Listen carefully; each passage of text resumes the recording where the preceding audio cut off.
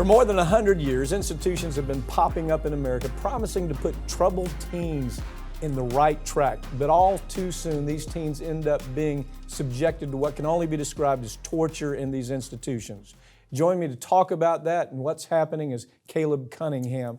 Caleb, let me ask you right off the bat, people don't even know about this. They hear, well, so-and-so was sent to a reformatory of some kind. They have all kinds of words for it. Why don't you lay this story out for me a little bit? So essentially this stuff has existed for more than 100 years. I know you did a great show on the Dozier School, and that's not a one-off. You know, you've got 80 dead children in unmarked graves in Dozier here in Florida, and that's happening around the country. These children are being subjected to unimaginable cruelty under the guise of wilderness therapy, of conversion camps, of reformatory schools. They've got a lot of different names, but what they're selling is this miraculous snake oil, that something is wrong with your child and we can fix them. Yeah. We can fix them. Send them away. Right. We just give complete control to us and we're going to fix them.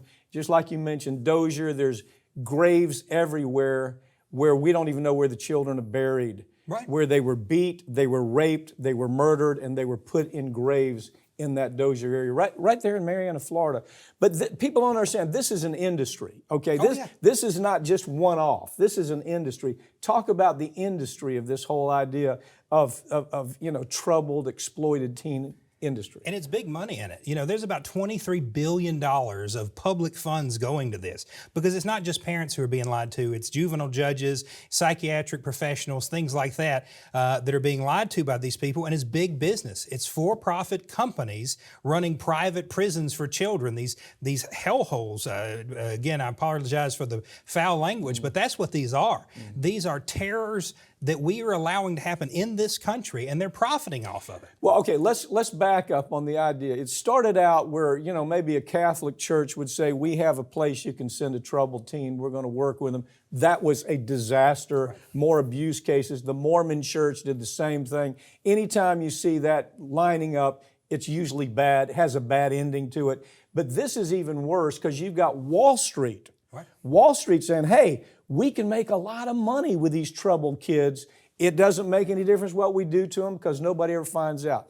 Basically, they've gotten away with a lot for a long time, haven't they? They absolutely have. And like we saw with the abuses with the Catholic Church or the Boy Scouts of America, these kids, they have a built-in excuse and say, oh, they're troubled.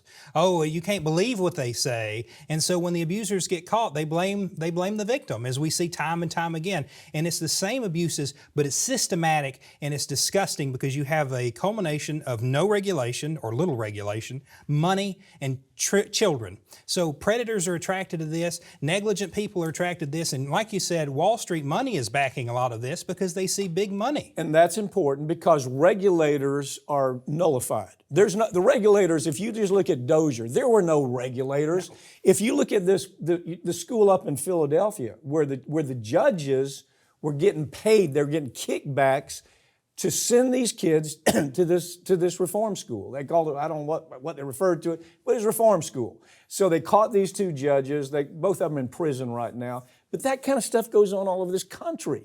And the problem is the media pays little attention to it until something terrible happens.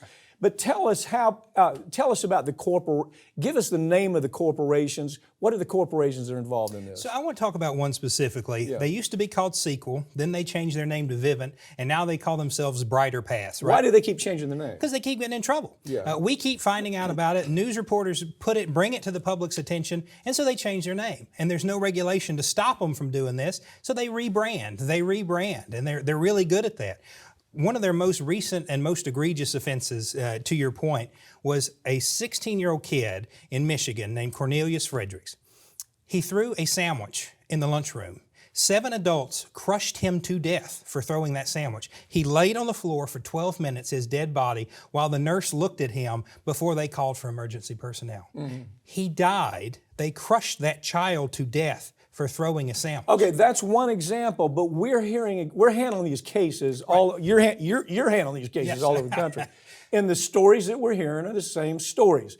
It's usually the same offender because the hiring practices of these places, they put a mirror under their nose. If there's condensation, yeah, you got the job.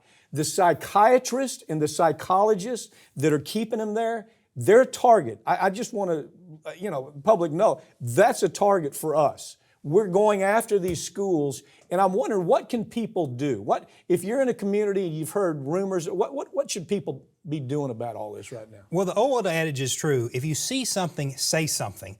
Don't let your loved ones get tricked into this, because there is an entire marketing program designed to lie to you, to cheat you. They give other parents discounts on tuition if they write these fake referrals and testimonials. And Congress has known about that. They did a report in 2008 about these kids that have been dying, the kids that have been hurt, the kids that have been sexually assaulted, and they didn't do anything. Mm-hmm. The only thing that has changed since 2008 is they're more profitable than ever. They're more profitable than ever. Well, is it the equivalent of the private prison system? Exactly. This is a knockoff on that, only we're going to imprison kids, and we have a better chance at abusing them because what they do. And here's what everybody's missing. If you're a family member and this has happened to you, who's your target? How about the people who decided to put him there? The child there, the people who are the psychiatrist or psychologist who's supposed to be helping them, and instead they're having a complete opposite effect.